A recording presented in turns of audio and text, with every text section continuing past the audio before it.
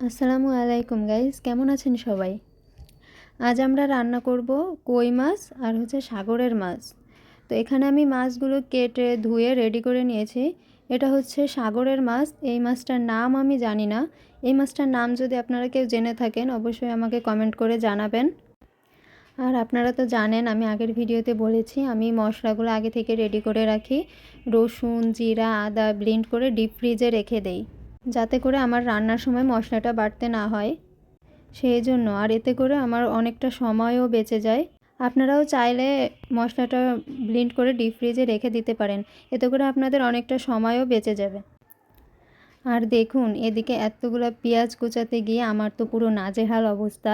যেহেতু রমজান মাস, তাই আমি ছোলাগুলো আগে থেকে সিদ্ধ করে ডিপ ফ্রিজে রেখে দেই, তাতে করে রান্না করতে গেলে আর সিদ্ধ করতে না হয়।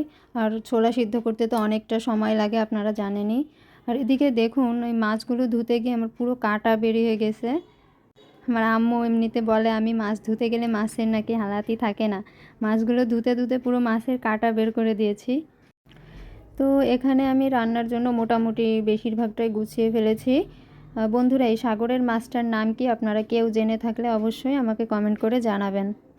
গাইস, এখানে আমাকে হেল্প করার মতো আমার কোনো হেল্পিং হ্যান্ড নেই যে ক্যামেরাটা ধরবে আর আমি আপনাদের সবটা দেখাবো। এখানে একা একাই আমাকে ক্যামেরাটা ধরে আপনাদেরকে সবটা দেখাতে হচ্ছে।